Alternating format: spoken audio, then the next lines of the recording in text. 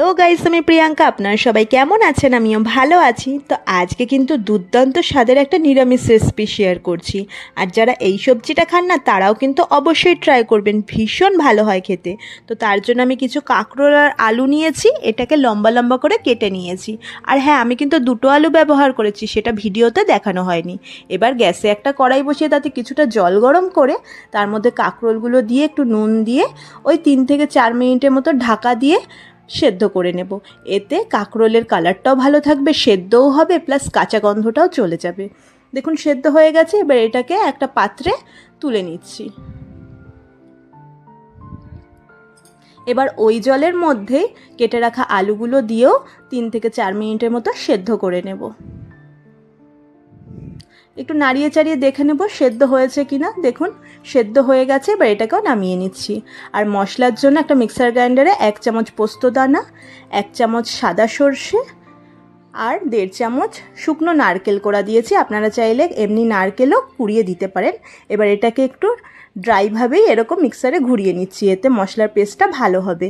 এবার কয়েকটা পাকা লঙ্কা দিয়ে একটু জল মিশিয়ে আবারও এটাকে পেস্ট করে নেব, তাহলে মিহি পেস্ট হবে। দেখুন হয়ে গেছে। এবার গ্যাসে একটা কড়াই বসিয়ে তাতে কিছুটা সাদা তেল গরম করে ফোড়নে দিয়ে দিচ্ছি কালো জিরে। আর ওই সেদ্ধ করে রাখা আলু আর কাঁকরোলটা দিয়ে একটুখানি নুন দিয়ে আর একটু হলুদ দিয়ে কিছুক্ষণ এটাকে ভেজে নেব।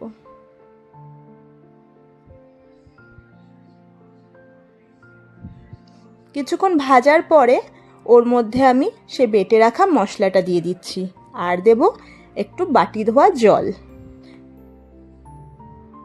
এবার মশলা আর কাঁকরোল আলুটাকে ভালো করে কিছুক্ষণ এভাবে মিশিয়ে নেব।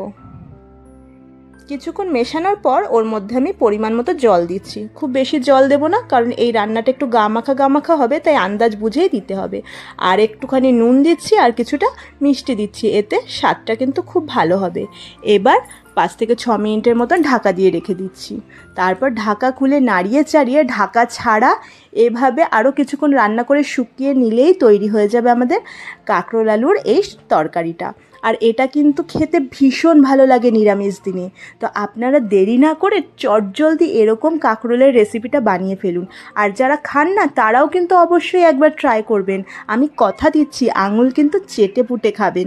আর এটা কিন্তু ভাত রুটি দুটোর সাথেই ভীষণ ভালো লাগে। তো আজকের মতো এইটুকুই, টাটা।